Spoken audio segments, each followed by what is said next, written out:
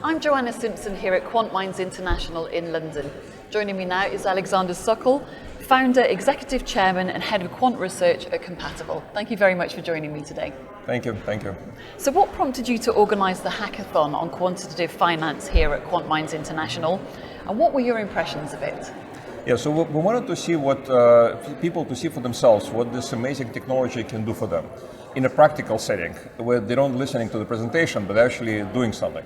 And this really succeeded, I think, beyond our wildest expectations, because there are so many people came, right? So many people worked throughout the day, and so many people succeeded, because especially I think that part of it is that we spent a lot of time to prepare, and we made it accessible not just for people who code, but also for everybody, right? So there was a coding stream where you code, and there's also a stream where you develop prompts using the interface that we created and put online for that purpose.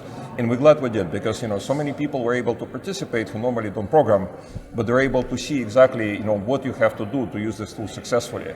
And this succeeded, I think, beyond our wildest expectations, because normally in a hackathon, you want to make sure that the problem is challenging but still can be solved.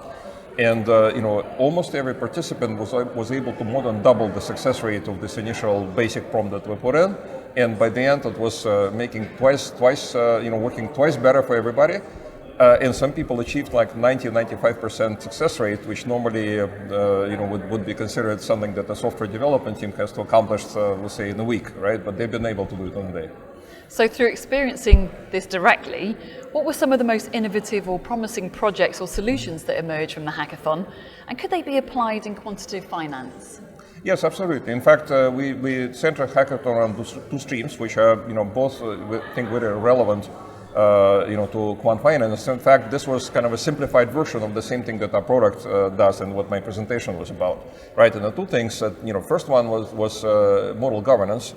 On the hackathon, we had the simplified version, one small aspect of that can be solved in a day, which is understanding and reading pricing functions, right? So this is something that in a bank, model governance experts have to analyze model documentation, look at the models themselves, make sure they're in sync, they're properly documented.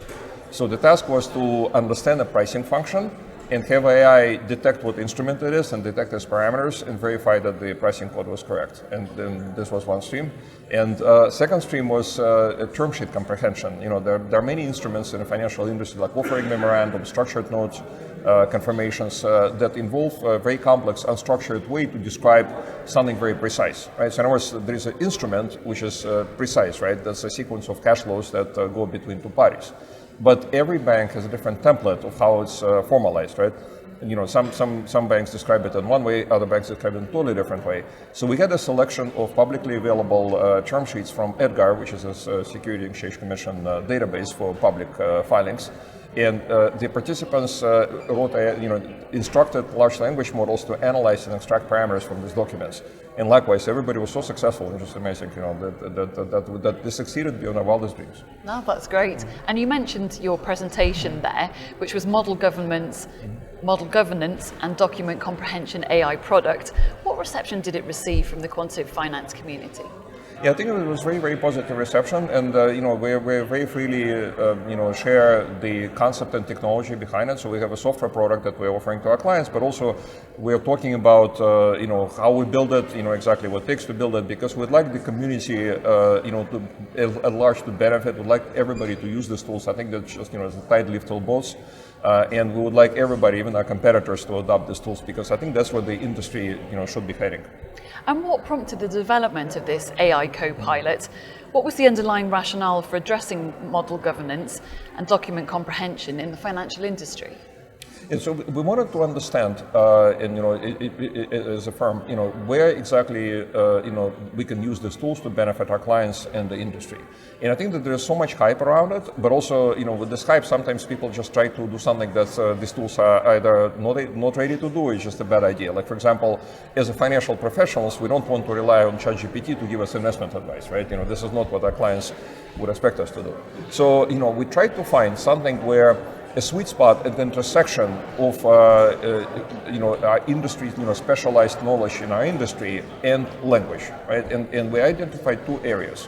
So one of them was model governance, where regulators require, and rightly so, that all of the models in the bank are documented, right? So there's a model source code. There are model commit messages, how engineers and quants describe what they've done every time they change the code. And on the other hand, there are model release notes, there is model documentation, everything that regulators require. And it's tremendously difficult to keep the two things in sync, right? So this is something that engineers and quants are often reluctant to do. Let's admit it, right? You would rather be writing models than documenting them and writing log documents, right? Also, it's very labor intensive. Also, it requires very high expertise, right? So everybody in model governance has to understand the models, otherwise they will not be able to do the job.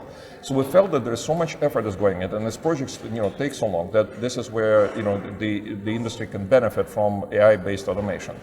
And same thing is for the other topic, where reading complex contract documents and anywhere from offering memorandum for structured for securitization, structured instrument tranches, and so forth.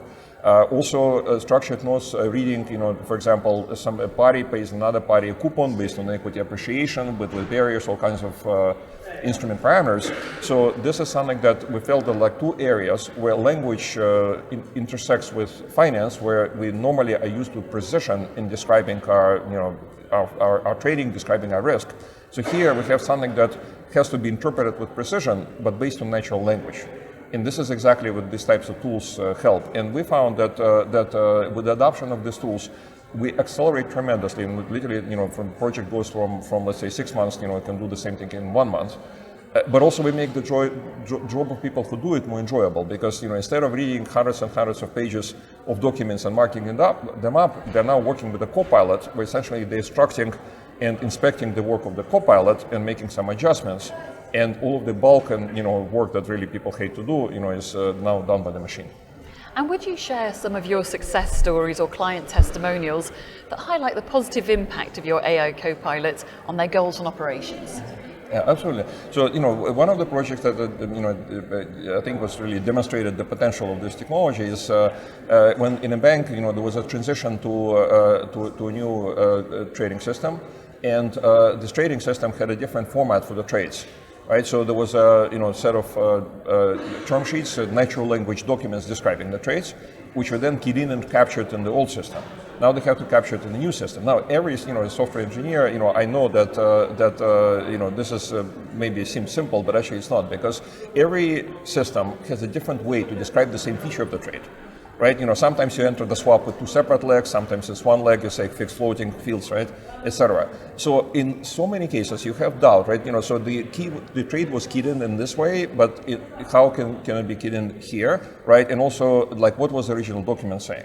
So we built a solution very rapidly. Actually, that's one of our first projects. Just shortly, we went into AI shortly after ChatGPT was announced, right? So basically, by February, we're already doing client projects.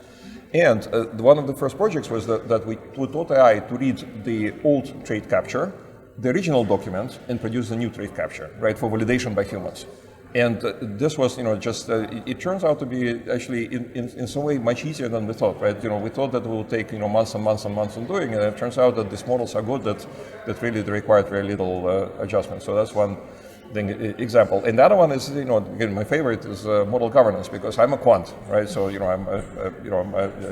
do a lot of other work, right? But at heart, I'm a quant. I started my career as a quant, right? So I just love writing models, right? Documenting models is not something that quants enjoy to do, right? Engineers writing code, right? They don't enjoy writing documents describing what the code does. So I feel that there's so much, so empowered by basically being able to write model code, right? And then have the documentation essentially updates like in real time, right? And you just have to instruct the co-pilot, what to do, right? So adjust it a little bit. But all of this boring work, right, for quant, right, of writing this model documents is now automated. So I felt that it's really something that makes quant's job a lot more enjoyable. And also perhaps, sometimes documentation is not kept up to date. It takes a lot of time to update it. So now I feel like the moment that the model is finished, the documentation is also finished. And that's exactly what risk control and bank management wants to see. So it allows you to play to your strengths. Exactly. Alexander Sokol from CompatibL, thank you very much for your time. Thank you for having me.